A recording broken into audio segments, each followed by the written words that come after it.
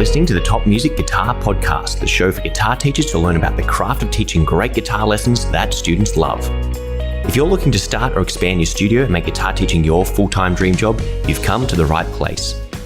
Each week, you'll get to hear from some of the top guitar teachers from around the globe and get their best tips and experiences so you too can build your own dream studio. I'm your host, Michael, and I've founded one of the top guitar schools in Australia, written a best-selling curriculum, and I mentor guitar teachers. I'm excited to share my expertise with you and the wisdom of all the experts we interview. Make sure to subscribe so you don't miss any future episodes. Let's get into it.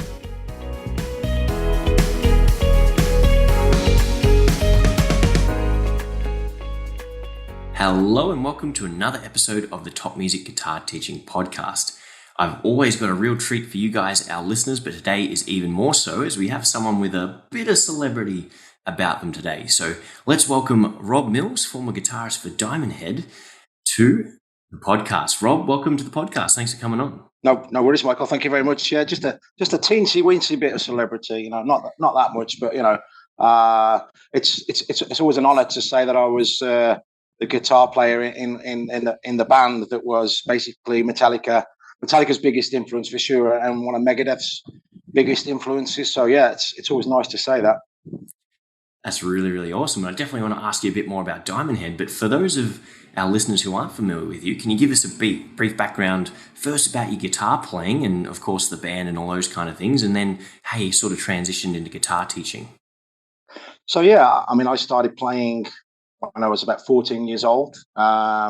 Just like I was in secondary school as it was, and I was just like listening to like all the crap in the charts really, and getting into that as a teenager, getting into music, and then I had a couple of like friends that were into rock, and they were saying you should listen to rock. And first of all, I was like, nah, they just scream, and it's all like screaming and stuff like that. I don't really like that. But then I started listening. Obviously one of them probably gave me an Iron Maiden cassette or something, and just kind of forced me into listening to it. And then I heard they used to bring like the little ghetto blaster into school. And I thought I started coming around to it. I was like, yeah, it's actually quite cool, And then it was around the time, when I was 14, was around the time that Appetite for Destruction just blew up in England. So we were listening to that.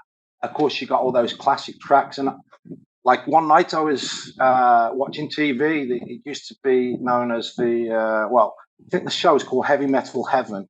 It used to be on at like 1 a.m. or something. So you'd sort of like, stay awake on a school night and just sort of be watching TV with the volume turned down, hoping your parents wouldn't hear you to sort of say, get to sleep. So I was watching that, and it was the Guns N' Roses, like their infamous sort of show at the Ritz in LA, I think it was. And it was just like Slash playing Sweet Child of Mine and all those other tracks. But it's mainly Sweet Child of Mine that just made me go, whoa, that's, I want to do that. You know what I mean? I'm just looking at that guy doing that, standing up, looking cool with his hat on and just playing that guitar. So that was like, my first sort of like falling in love with the guitar. And then I just said to my mom, usually like you get your Christmas presents and you get like your one big Christmas present. And that year, my one big Christmas present was, I want a guitar. So yeah. Fantastic. I think that's such a great story, and it probably resonates with many of us. I've definitely heard of that show and read similar stories of other famous guitar players staying up late to watch that show and also being inspired by Slash. And there's not too many guitar players who are cooler than Slash back in the early 80s and even right up to today. So you got your guitar for Christmas. What happens next? Well, I started, the first memory I have is opening my guitar on Christmas Day. And because I've probably watched Slash playing that track like a few times by now on the video, just watching it, and I just picked up the guitar and sort of I remember putting my hands down in that sort of 12th fret area, and I put my hands in like this diagonal chord shape, and I just thought, well, that's what he's playing, and I just started picking the notes, and I was going to my brother, look, I'm playing Sweet Child of Mine, whoa, like really just like having this kind of like amazement, but like I wasn't playing it, but it was just that. It's just that thing of like that visualization thing of like wanting to do it so badly. So yeah, and then I got some lessons. I had lessons for a few months with this one sort of teacher that was also a school teacher, and he took me and taught me some cool things. And then after a certain time, he said, well, I've taken you as far as I can, but maybe you need to find another teacher now.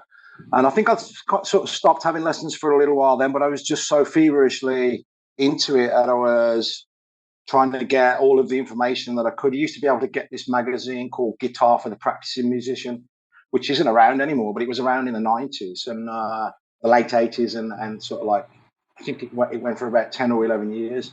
And it used to have like say 5 song transcriptions every month from, anything from like Alice in Chains to Nirvana to Guns N' Roses. And there were really good transcriptions. And then there'd be some columns in the back of the magazine from, like Joe Satriani or whatever, or Steve Vai, just having like guitar lessons. So I'd buy that religiously every month. I'd be sort of like looking for books and stuff on, there's a great book that I came across called The Guitar Handbook by Ralph Denyer that I always recommend to my students now. So all that information, I was just feverishly going, I'm a teenager with loads of energy and I just want to sort of like do this thing, because when they say to you, what do you want to be when you grow up? Well, initially I wanted to be a goalkeeper. I was very into like football, but then, I perhaps wasn't tall enough to be a goalkeeper and all this kind of thing. People kept telling me so. Like the guitar sort of replaced that, and I was like, "This is what I want to do." I don't want to get a normal job. I want to be a guitar player in a rock and roll band. That's absolutely awesome. I can still hear the passion and excitement you've got for guitar, which obviously you had back then. And something you said interesting was, you kind of knew what it was. It's almost like you had this itch or this desire to become as good as Slash and who your guitar heroes were. And that's something I've noticed with almost every student I've had. When they walk in the room with that energy saying, hey, this is what I want to do, how do I get there? Those guys always make it, as opposed to the people that come in and go, I'd like to try guitar. I've always wanted to learn and I just want to see how it goes. So those guys are, they haven't made that mental commitment or they haven't adapted those behaviors there. So very, very cool stories that you shared with us so far. So you've taken lessons and obviously getting straight to the bat, you've ended up playing in Diamond Head. So what sort of happened beyond your teenage years and into adult life in terms of going from someone learning guitar to actually playing and becoming a gigging musician? I mean, I ended up going to music college in my hometown. I had a music college thing going on there. When I was about, I left school, no desire really to get a proper job. You got your parents pushing you to do that, but I was like, no, I want to be a guitarist. So I literally, when I left school, I had all that time on my hands. That was when I got into like the Steve Vai sort of 10-hour-a-day practice routine where he says, if you want to be a great guitarist, then you've got to do some, what they call it woodshedding in the American sort of slang. So I did that for a while. I don't know how long I was doing that for, but practicing like at least like 5, 6, 7, 8, even 10 hours a day for like a prolonged period. So that really helped to sort of like hone my, my dexterity and my technique and all those other things. And then when I was about 18, the opportunity came to go to music college. It's not like anything like Berkeley or anything like that in the States, you know what I mean? But it's still pretty cool to actually go to a college where you're just doing what you love, and hopefully you get like a thing at the end of it. They call the BTEC National Diploma, and so that was amazing to do that. And during that time, I formed a band with a guy called Ray Loverock, who that's actually his real name, and he was this super talented guy that sort of like played like, well, when we first started off, he was playing drums and singing, and we would play like Hendrix covers and stuff like that. We had this guy on the bass called Weaver, and we just used to go out and do a few gigs locally. And I remember the one time we did this gig in a local pub with a band called Voodoo Sue. And Voodoo Sue was basically the brother of Rob Halford from Judas Priest. His name's Nigel. And he was the drummer in this band. And everyone was sort of like raving about this band, or they got a record deal or something like that. And then we supported them. And then after this gig, like people were coming up to us and going, "Hey, you blew those guys off the stage, man. You're way better than that band." And we were like these fucking 8-year-old kids, just okay, cool, that's amazing. You know what I mean? Just so we were getting like great feedback. Unfortunately, I ended up with tendonitis. So I don't know whether I was over practicing at that point, or whether I was racking off a bit too much. A little bit of column A, a little bit of column B. But something was happening and it wasn't working out. Like when I was playing guitar, I got to a point where it was getting painful. And people were saying that maybe you've got something psychosomatic going on, which is a new thing I never heard of. Maybe something happened in your childhood that you're not addressing. I don't know. Maybe you're not warming up properly in the cold winter mornings or something. But the culmination of that was that I ended up stopping playing for 6 months, because that's what I'd read up about it, and people were saying, the best way is just to stop playing, so you can give your muscles and everything sort of time to recover. So I did that, and the guy Ray Loverock was going, yeah, like, well, I can't. This guy was really driven, like, really sort of like, career focused on being a musician and being in a famous band and all that. So he said, well, I can't hang around for you. I'm going to carry on with another band. Obviously, I was gutted, and then he formed this band called Northstar, and and they ended up getting a record deal with Geffen Records, which is the record label that Guns N' Roses was signed to. And they ended up going to Los Angeles and recording an album. So I was like, when that happened, I was like, wow, that was a kick in the balls, like, you know what I mean, to sort of like miss out on that. But it was through Ray that I actually got the Diamond Head gig, because this was a couple of years, maybe 4 or 5 years after that he was in another band by then, because the record deal that they had, they ended up getting their A&R man got fired, and they ended up losing the record deal. So nothing came of it anyway, really. And then he was in another band, and the guitar player in that band was actually from Stourbridge, where Diamond Head are from in England. And he was sort of like depping. He wasn't like, I don't think he was like a fully fledged band member, but he was helping them out. And then Diamond Head had this gig coming to play at Wacken Open Air, which is basically the biggest sort of rock festival in the world. On the same day, this band, I think they were called Spider Simpson, they had a record company showcase where, the record execs turn up to watch the band in, with the possibility of them signing the band.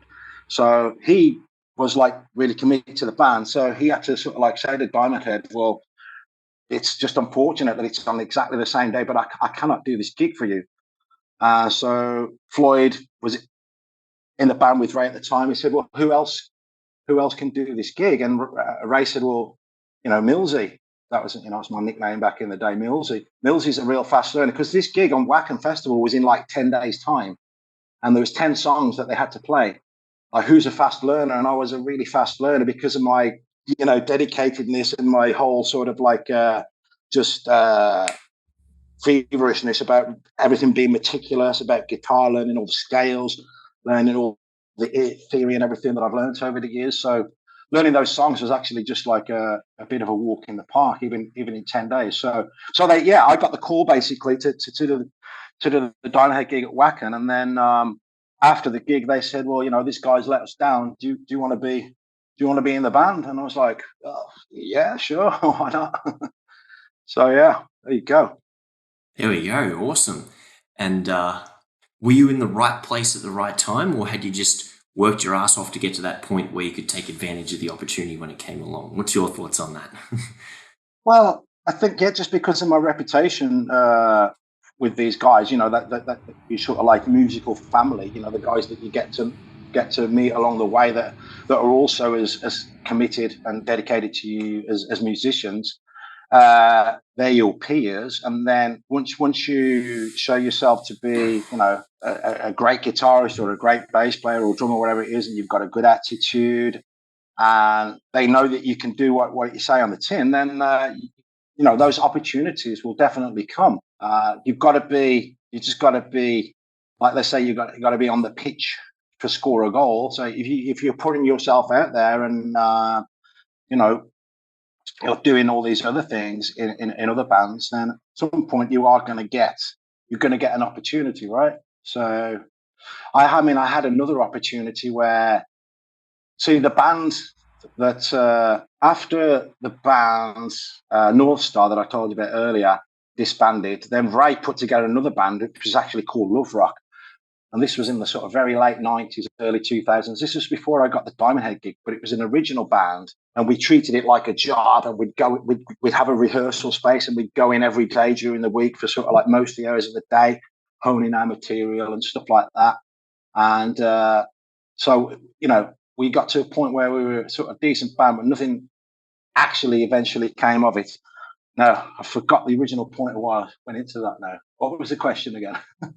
Something about being prepared and ready for the opportunities when they come along. Well, that was another instance where, yeah. So in that band, there's a drummer called Carl Brazil, who's like an amazing drummer. He went on to really amazing things. He plays with like James Blunt and Robbie Williams, and he's just like a bit of a session drummer extraordinaire. Like if you're listening to Radio One in England, which is like one of the most popular radio stations, for an hour, he's probably played on 4 or 5 of the songs in that hour because he's just like this amazing session drummer. And he actually got me a audition back in the day, but this is probably 2001, 2002. This was probably a year or so before I joined Diamond Head.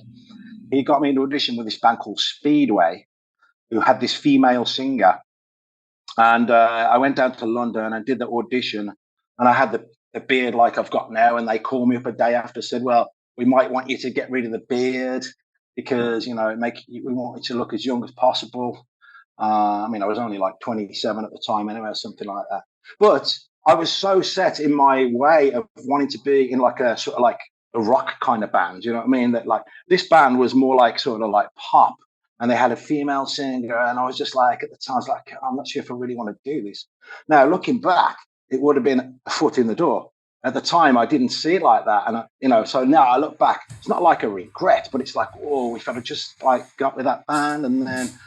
But I didn't have the wisdom at the time. There's one of those instances where you look back and you think, that could have been something, but I didn't do it. And the other factor was that I was madly in love with this girl at the time, and sort of like we were, that was just like something that sort of like made me not walk down that path, but I carried on that path. And so I always look back and go, yeah, I could have been the foot in the door to the music business, and probably I would have like made a different sort of music career choice, but who knows what would have happened, because I heard that band, though they got signed, they had one song that was in the charts, and then they flopped after that. Like so, but as it happens, about a year or so later is when I got the Diamond Head call, and it's like, yeah, this is more like a band that I want to be in, but ultimately probably didn't sort of pay as much as maybe what you would have got paid in a sort of like a commercial band, right? So I think a commercial pop band. So yeah.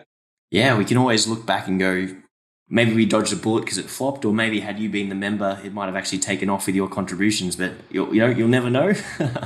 Exactly. But it's just it's fascinating to look back and think, well, did I make the right turn or wrong turn? But at the end of the day, you are where you are. I mean, the Diamond Head thing was amazing. It's like we did the first gig, as I say, we played Wacken in front of like, I don't know how many, probably 50,000 people or something like that. And we ended up doing first gig. Yeah, I went from sort of playing pubs in front of 50 people to playing in front of 50,000 people for that one. And did a 22-date European tour supporting Megadeth. That was amazing as well. We actually had the tour bus for that. So I got to meet Dave Mustaine, and, unfortunately, Marty Friedman wasn't on that tour because he was my favorite guitarist in Megadeth. But it was still amazing, obviously. There was a real nice moment. We'd only done 5 or 6 shows, and we were done like Ireland, Scotland, and England. And we had 2 last shows in the London Astoria, which is quite a famous venue, before we were going over to like Belgium and, Germany and all that. We were sitting in the dressing room sort of about 30 minutes before showtime, and one of their sort of roadie guys came in with a big bottle of champagne and a little note, and it said like, "Hey, we love having you guys on tour. You're great guys. You're a great band, and we're looking forward to the rest of the tour." And it was just signed from from Dave and the boys, and we're like, "Wow, that's a nice touch," So yeah, there's cool stuff like that happens, and just like that's the stuff that you remember, So there's some crazy stuff that happened as well, but yeah. Yeah, that's amazing. Good memories you'll have forever. And many of our listeners are obviously guitar teachers, but a lot of them are also active musicians or aspiring musicians who are doing teaching on the side of their music career or music on the side of their teaching. What advice or tips would you have to those guys who, still want to make something of their music career and are not quite sure how to get their foot in the door there? Well, the opportunities will come if you are knocking on the door. I think, I mean, it's never as straightforward as we'd like it to be. But I mean, like you said before, when my opportunity with Diamond Head came, you could say it was fortuitous, but I was there and I was in this guy's raised mind when he was asked who can. So I would say, like, be as like prepared as you can be in terms of, like, your image and stuff. Your image obviously counts, doesn't it, these days? Look after yourself. Make sure that you sort of like you. Like, I think one of the reasons I got the job, as I said before, was because I am a fast learner. So, and that's only because I've studied all the ins and outs of theory and everything like that. So, sure, most of your listeners are probably along those lines anyway. And if you teach guitar, then you're going to know most of the ins and outs of, like, theory and stuff like that. So that if you do get that opportunity and somebody needs you to turn something around at quick notice, then you're probably going to be able to do it. But yeah, it's there's no secret formula, is there? It's just hard work. Good attitude, easygoing, be easygoing, stuff like that. Because one of the reasons I think that Carl Brazil, the drummer I was talking about, the session guy, does amazingly well is because he's just such a, is a great guy to be around. One of the memories I have him back at college was when he's playing drums, he'd always be smiling. You know what I mean? Stuff like that. So if you've got that sort of like that happy vibe, because people, yeah, if you're on a tour bus or if you're working with somebody all the time, then you want to be around people that have got good energy, right? So if you kind of like moping around and you're a bit of an arsehole, you might not get the gig. Yeah, and they're the answers that people might not necessarily want to hear, because there's no shortcuts or easy ways, but it's the hard truths that they need to hear to be organised, to be prepared, to have a great attitude, so that when the opportunity does come, or when someone opens one of the doors you knocked on, they're ready to go. Yeah, and as I say, when I look back at what I call now, it could have been a missed opportunity in terms of that Bancourt Speedway. I don't know. I just don't think I was in a good point in my life anyway, in terms of, like, within myself. I wasn't in a great place. I was probably doing a little bit too much recreational substances. So, that probably wasn't a good thing from that point of view. He's a young guy, just experimenting and stuff like that. So, but obviously, I think a lot of people maybe go through that in their early years, in their 20s and stuff like that. But I still managed to make things happen. So yeah, I don't know. There is no shortcut. Just work hard, and your efforts will be rewarded. You definitely get somewhere if you've got that ethic, that work ethic. Yeah, I don't know what else to say really on that. We don't always necessarily need to say more. So that's obviously a fantastic chapter of your life. And onto the more recent chapters, you've sort of adopted the digital nomad lifestyle. So for our listeners, digital nomad is sort of, you're not stuck in any one fixed location. I know many of us, come COVID, were told by our governments that we couldn't teach, we couldn't work, especially here in Australia, the world's most locked down city.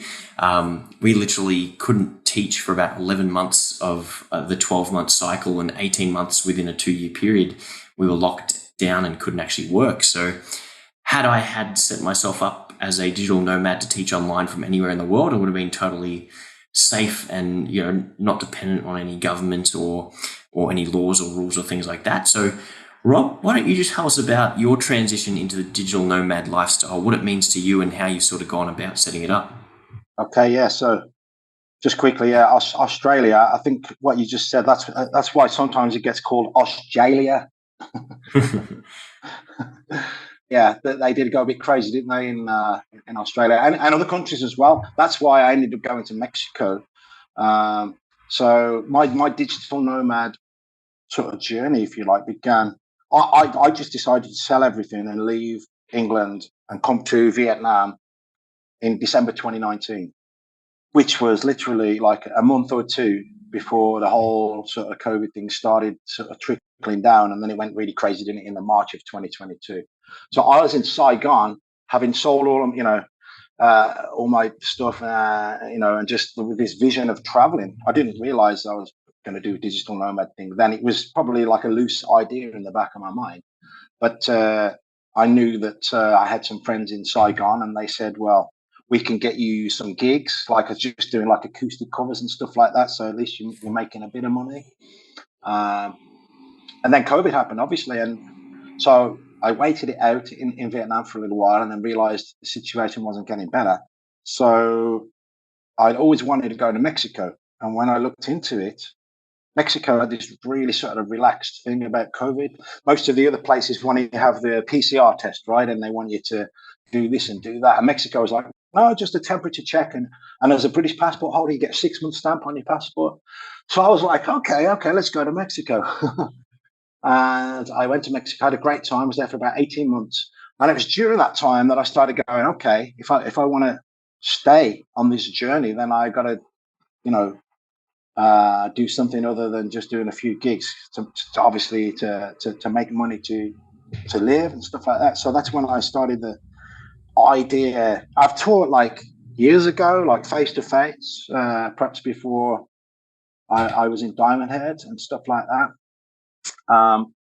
So I got to this idea. Well, yeah, I mean, and a lot of people were doing it anyway during COVID. Sort of like more and more people teaching online. So I thought, well, why don't I just teach guitar online? I could do it from anywhere in the world as long as there's a great internet connection, which most places have now. There was a couple of places that I was told in Mexico that didn't quite have that, so I avoided those places. But so yeah, I just started, going from there and thought, well, if I can just build it up, and that means that I can just stay traveling. Yeah, it just seemed like a great idea at the time. That's awesome. So were you teaching locally from wherever you were in addition to some online lessons, or what was the sort of income there? It was basically, well, you see, when I was in Mexico, for instance, there was hardly, even though they had this relaxed stance from COVID, there wasn't a lot of tourists there because they were probably locked down in their own countries. So from the gigs point of view, there wasn't anything going on. I wasn't actually, even though I do sort of like offer to teach locally, I mean, a lot of the time you're not going to get the same kind of rates anyway as you do online. So I was just focusing on the online, just thinking, well, if I can teach people in England, in America, these kind of places, then I go by the musicians union rate in England. So yeah, I just try to focus on that, and I still do. I'm here back in Chiang Mai now, and I've just booked.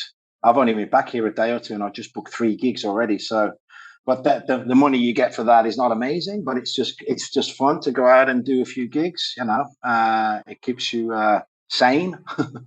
But yeah, so the online teaching is where you can make some decent money, and you get the satisfaction that knowing that you're doing something that you love. Because I thought about teaching English.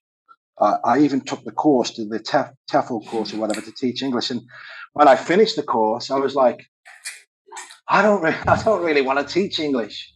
I'd love to teach guitar because I know exactly what I'm doing. I've been playing for like 34 years now. I've been teaching for most of that. I know everything inside out, right? So, and I've got a passion for guitar, and I've been through that process. So you have that thing where you think, well, you have like more of a. It's not even the word passion. It's just like you have this impetus, like that you can transfer, and hopefully you can really help someone to shine on the guitar.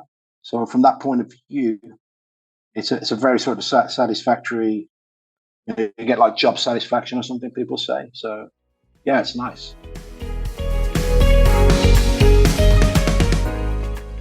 So we're halfway through today's episode, but before we dive back into our discussion, let's take a moment to talk about the Top Music Guitar Teachers membership. Now, this isn't just another course or another run-of-the-mill membership. It's a game changer for guitar teachers just like you. Imagine having a supportive community of like-minded professionals, mentorship from industry experts, and a wealth of resources and teaching tips at your fingertips.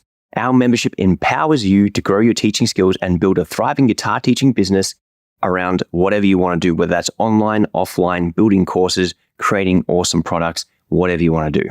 Join us today for only $49 per month and unlock your full potential as a guitar teacher. Now, back to the podcast.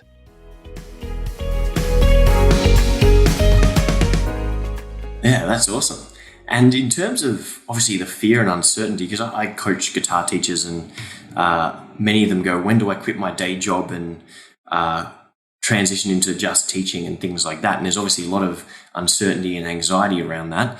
But to do that on top of moving to a whole different country and starting life over, that's a whole other level in perception for me. So what were you feeling and how did you overcome that uncertainty around that? Well, you see, I just jumped into the deep end anyway without realizing it, because I left England and I just thought, I'm going to do this. I'm going to do a few gigs. I'll see what happens. There wasn't really like a plan.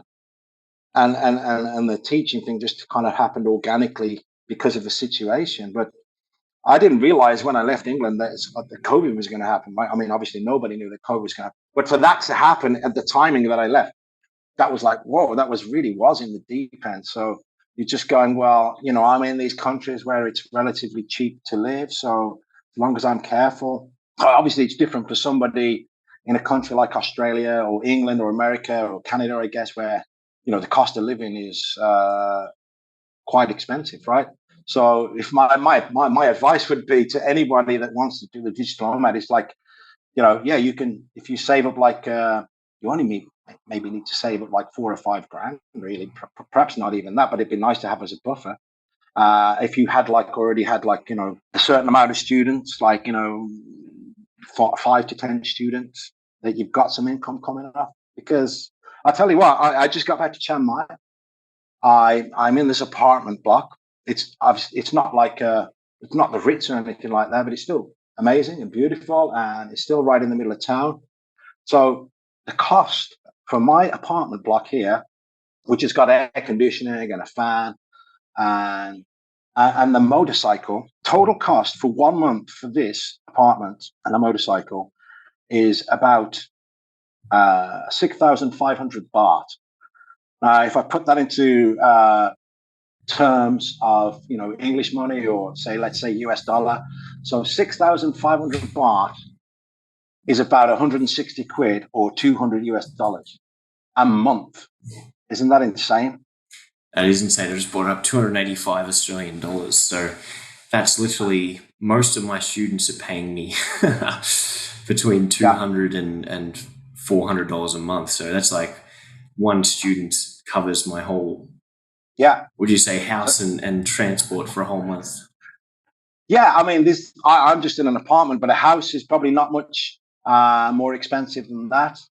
You can get great deals on those kind of things. You could probably get a house with a swimming pool and all that kind of thing.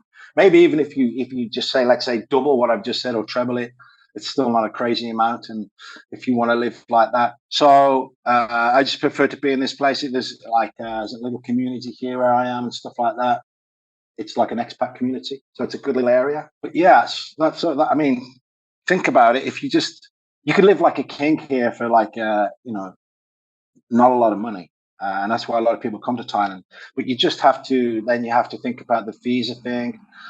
If you're here in Thailand, you can get what's called an education visa, which means you can stay here for like a year, and you pay, I think it's around 50,000 now, which is about £1,000 in England, or $1,200-$1,300, I guess, something like that, US.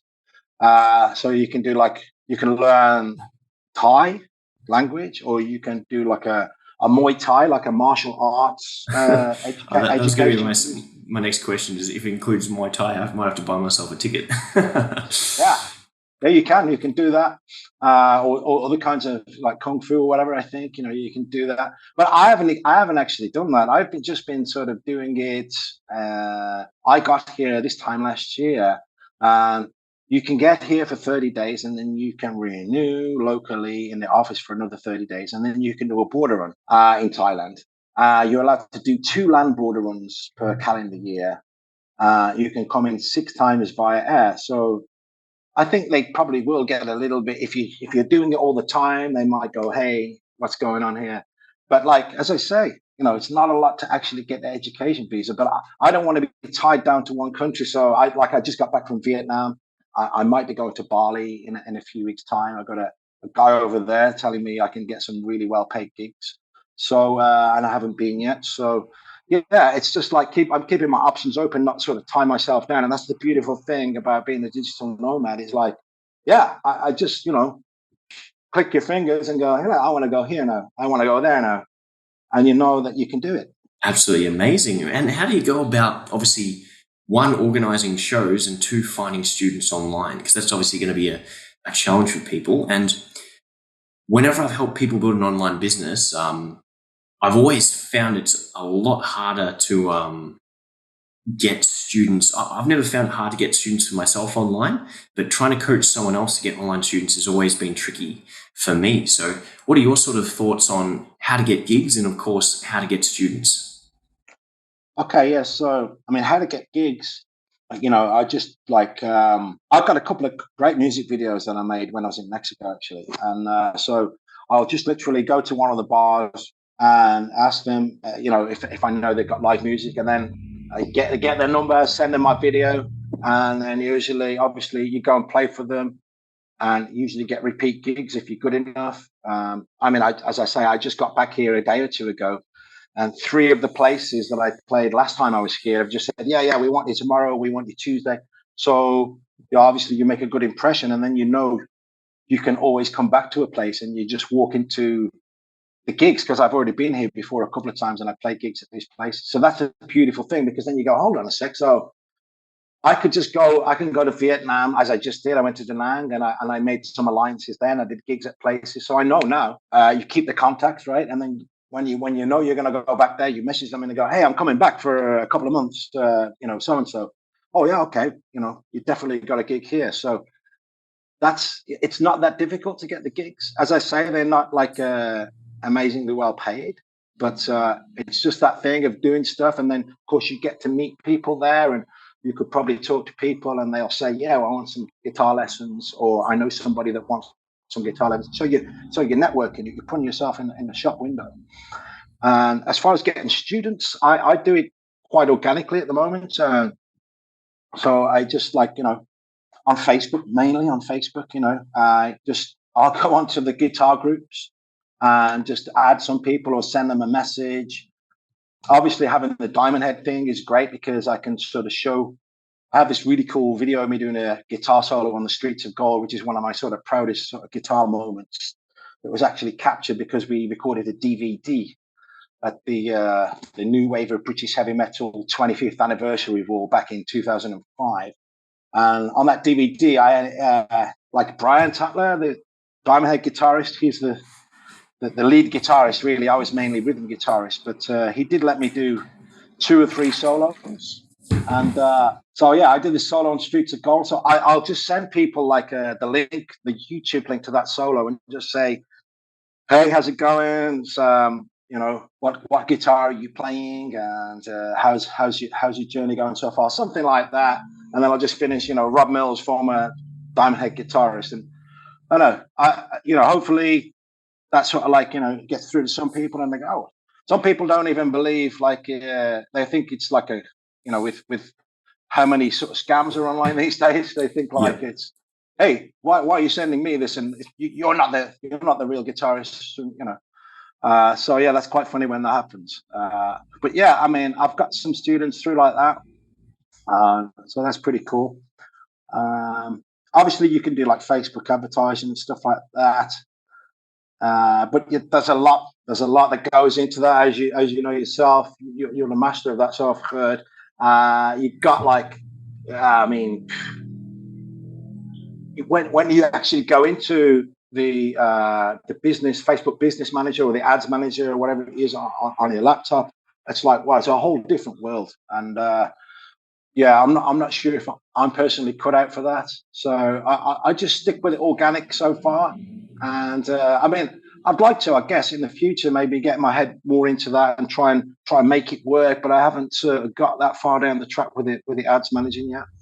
Yeah, and the Facebook ads, I think they're absolutely fantastic. But if you don't know what you're doing, it's a great way to blow a lot of money and Yeah. makes a lot of money for Facebook, but doesn't necessarily translate to results for you. But if you can get great organic marketing and students and things like that, and then we can figure out how to capture that lightning and amplify it with ads, then that's essentially really good. And all my best ads have been things that have worked well before I put money behind it. I figured out something that worked and then just use the ad to either increase the frequency at which people were seeing it, or to make sure more people in a specific area were seeing it. And again, if you've got an ad, doesn't matter how good your ad is. If everyone in America is set to see that ad and you've put $100 on it, then it's only going to get seen once by 1,000 people, and you'd be lucky to get one person to take action from that. And I think a lot of people underestimate how much you have to spend, but also, and this is giving away a few ad secrets, is if you set up your student acquisition properly, then every student that signs up should hypothetically pay for the cost of spending on your ads and everything. And that's something I definitely go into with my courses, to say, hey, if your student, when they come up, for example, if you spend $100 on the ads, but every student you sign up's worth $220, then you've got $120 in your pocket. And if you had a token machine or a poker machine where you put $1 in, $1.20 came out, or $2.20 come out, you just keep on grabbing that and feeding it in that positive feedback loop. So when you think about ads that way, you can't really lose, but you need to have that first off winning ad in the beginning to be able to generate that income. But I know we're getting near the end of our time here. So guys, if you're listening, you need help with Facebook ads, definitely hit me up. I can help you out with that. But Rob, you got your students from anywhere around the world. So what's your approach to teaching students and helping them? Because I understand you're one of the teachers who doesn't just say, this is my way and how I do things. You actually get to know the student, what they need and enjoy, and you make it a little bit more personalized to them. That's my understanding of your approaches. Something along those lines? Yeah, for sure. But it's like, I always start off by saying that I like to think that I teach the cornerstones of what I believe to be good musicianship. So technique, theory, improvisation, rhythm, and what's the other one? Ear training. All those 5 things cover a lot for me. And I think, yes, each student is different. I've got like kids that are 8 years old, or adults that can only sort of practice like 30 minutes a day for at most. But I try to say to them, well, have a practice routine, have a regimen, and I'll say, like, your basic practice routine that I think everyone should follow is what I used to do. Is like, say, if you're practicing for an hour, then you split that up into 4 segments. You do 15-minute warm up, 15-minute on scales, 15-minute on chords. That loosely sort of planned. Obviously, that's going to evolve over time. And then the last 15 minutes, you go, well, I've done the hard work, and now it's time to kick back and either learn a riff that you want to learn, a new riff or a new song, or put some backing tracks on and do some improvisation. As I say, that's going to evolve, isn't it? That's going to get more and more intricate the further you go, because the more you learn, the more you want to learn, and the more you can do, and the more confident you get. Then you start like dividing some of those sections up or adding more sections.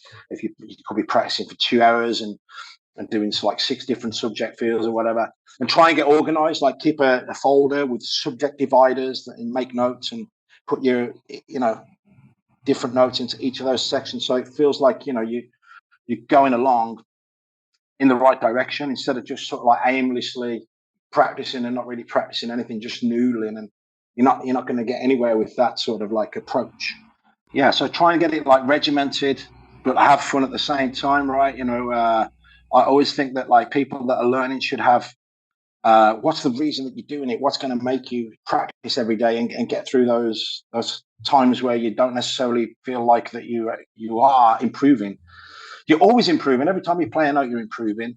So, but have guitar heroes. That's one thing. As I said, as you heard when I spoke earlier, Slash was my guitar hero initially. Then I had people like Joe Satriani and Steve Vai that I looked up to.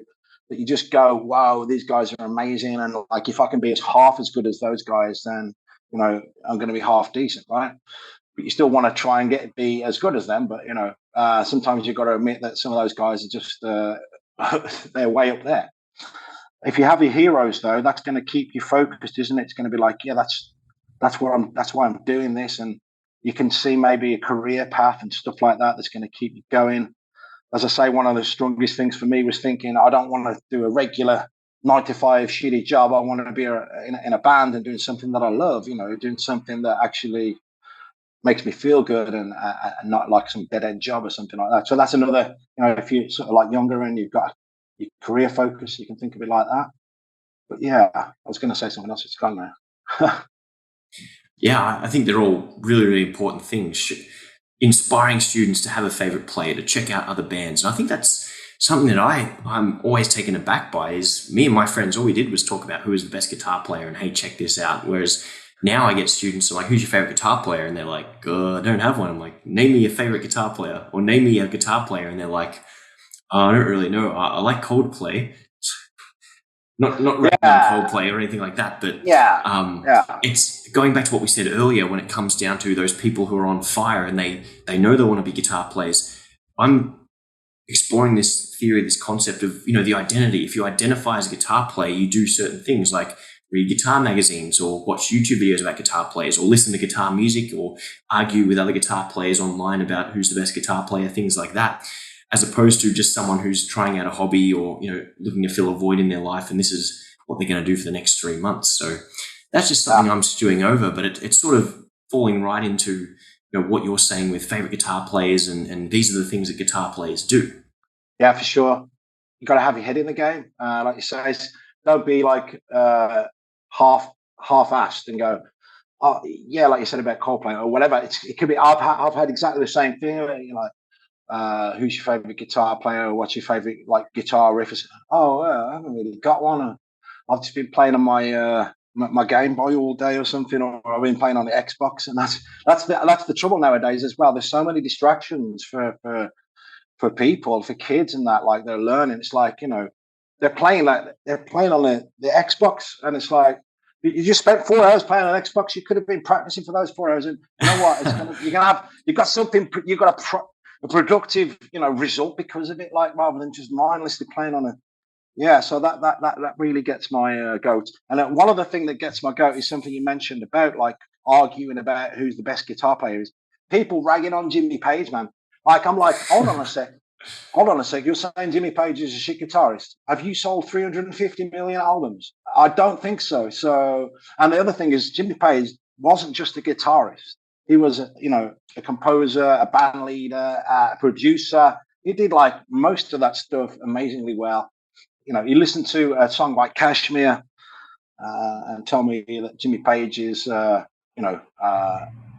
very good. I don't know. I don't get that. So I know he wasn't like, the most technically sort of like, like precise and everything like that. People maybe point to that his solo on Heartbreaker, don't they? Go, yeah, listen to it. It sounds like a bit messy and stuff like that. This guy's a feel player, man. You got to feel it. Yeah, I think you can, if you're a bedroom guitar player and you can confidently play John Petrucci solos, then you can say, yeah, I'm technically more proficient at my instrument than Jimmy Page or a handful of other people. But at the same time, if it wasn't for Jimmy Page influencing a host of your other favorite guitar players that led to you being as good as John Petrucci, then none of that would have eventuated. So it's kind of like saying, oh yeah, Usain Bolt is better than whoever the 1920s, Olympics gold medalist was. It's just musicianship has evolved, guitar playing has evolved.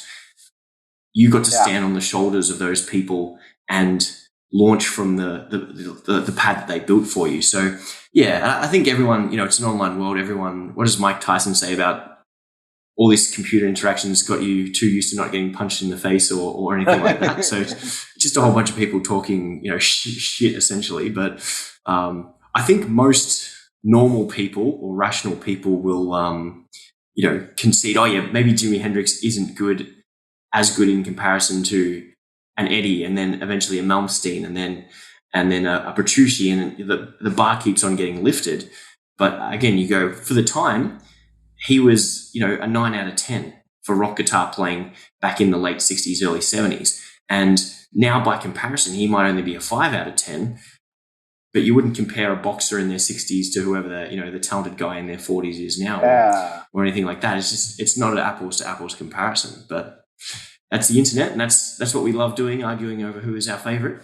I mean, just one other thing that stuck in my mind as well that Steve Vai said when he was talking about Jimmy Page. He said you listen to like some of the riffs that Jimmy Page like wrote, and you just go, well, that's it. There's no way I'm going to be able to write anything half as good as that in terms of like a catchy riff, like a whole lot of love, heartbreaker, all those kind of riffs. So that's the other thing, isn't it? It's like people are looking at it like and going, yeah, well, technically, like you say, jump into juice, get all these clean notes. Paul Gilbert, I love Paul Gilbert. He's an amazingly fast picker, and he can hit every single note, even though he's going a million miles an hour. But can he write an amazing song that is timeless? Like Stairway to Heaven, Kashmir, all these classics that Led Zeppelin wrote that'll stand the test of time forever. And as I say, that's the funniest thing is when they come on the computer and go, Jimmy Page is shit. I'm like, I have to comment and go, oh yeah, how many of those 350 million albums did you sell? Yeah. In 300 years, 300 years from now, there's going to be Bach, Beethoven, Mozart, Jimi Hendrix, Led Zeppelin, AC/DC, Michael Jackson, Justin Bieber, Lady Gaga. They're probably going to be up there as well. But you, String Slayer 666, no one's going to know who you are. So shut up. But yeah, to what you said, I remember reading an article with the guys from Slipknot. Now, I don't listen to Slipknot that much, but I know they're all technically proficient. But someone's like, oh, what's it like to be better than Kurt Cobain? Does it annoy you that, he got voted as one of the greatest guitar players of all time? He goes, yeah, well, if I had the choice between my current guitar skills and being known as the guy that wrote Smells Like Teen Spirit, I'd probably pick being the guy that wrote Smells Like Teen Spirit any day of the week. So, yeah, I think internet shenanigans aside, when everyone calms down and actually, thinks through things rationally in a face-to-face conversation rather than an online forum from the safety of their armchairs, we get a very different outcome. But Rob, we are near the end of our time here today. So if our listeners want to hit you up for a guitar lesson or want some more advice on building their own digital nomad style, getting gigs, everything you've talked about today, more structured practice sessions, I think you're a wealth of knowledge on a number of different topics. Where can our listeners hit you up? Sure, yeah. So, I mean, I got my website, which is rockstarguitarschool.co.uk. I'm on YouTube as Diamond Guitarist. And my personal Facebook page really is probably one of the other best ways. And I do post like videos and stuff on there from time to time anyway. And that's the other thing that I was going to mention is like, about getting more students is, you've got to be putting content out, any little guitar lessons that people can see, and then just put your website on the end of it and stuff like that. But yeah, so on my personal Facebook page, I don't know whether you can, maybe I can send you a link. Well, I'm friends with you anyway on Facebook. So if people are friends with you on Facebook, maybe they can just like go on the friends section and just look up Rob Mills, and should be there. You should be able to find me easily enough, I would have thought. Yeah, that'll be easy. And wherever our guys are listening from, whether it's Spotify or YouTube or Apple Podcasts, we'll have the links that you've mentioned in the show notes. So as long as you're not driving, you can obviously check where the show notes are and you can hit Rob up. So Rob, what's one last piece of wisdom that you can share with our listeners before we wrap it up today? Well, just it's the old cliche, but eat, if you want to be a great guitarist, eat, sleep, and breathe it and all that in it. It's like just immerse yourself in it, because that's the only way is to really sort of like go the whole hog and just live it. Yeah, just see if you can get to that point in your practice where you're doing like a bit of woodshedding, because if you go through that situation where you are practicing for like hours and hours upon hours a day, don't they say like you need to practice for like 10,000 hours or something like that to be good at anything? Well, yeah, you got to make up those hours somehow. So yeah, really get stuck in. As far as the teaching, definitely, if you're thinking about it, the digital nomad for me is the way, because you can do something called geo arbitrage, which is where this is exactly what I'm doing. I'm living in these cheap countries, but I'm sort of charging musicians union rate prices, so like $50-$60 an hour. and bringing that money into these cheap countries and sort of living like a king. Living like a king, that sounds great. So, Rob, on behalf of our listeners here at Top Music, thank you so much for coming online today and sharing your amazing story from humble beginnings, getting your first guitar for Christmas, right up to playing Wacken Festival, which is, if you ask any sort of aspiring heavy metal guitar player, is there a Woodstock for metal guitar players? That, of course, is the Wacken Festival there, right up to the success you're having in your teaching business here. So, Rob, thanks so much for coming on. And to our listeners, we will see you guys in the next exciting episode of the Top Music Guitar Teaching Podcast. See you next time, guys. Cheers, mate. Thanks, Mike. Hey there, guys. Thanks for listening to another episode of the Top Music Guitar Teaching Podcast. If you have any questions about anything we discussed on the podcast, reach out to me at michael@topmusic.co via email. If you want to guest on the show because you're doing some wonderful things in the teaching space, I would love to hear from you. Or if you've got any suggestions for guests or topics we can discuss, as always, you know where to find me. Now, the last thing I want to talk about is our Top Music Guitar Teaching membership. We have over 1,000 members at Top Music, and that is a huge community of people that you can connect with online, share wonderful teaching tips, and of course, network with. We've also got over 20 courses for music teachers, 12 special ones for guitar on every topic imaginable, from group teaching, private teaching, how to find more students, how to build websites, everything you could possibly want to need to know about teaching, building a business, and getting more students is covered. And you get access to all of this for $49, probably less than what you charge for a 1-hour private lesson every single month. So don't miss out on this awesome opportunity. Visit our website, www.topmusicguitar.com, and join us in the membership. Thank you so much, and we'll see you next week.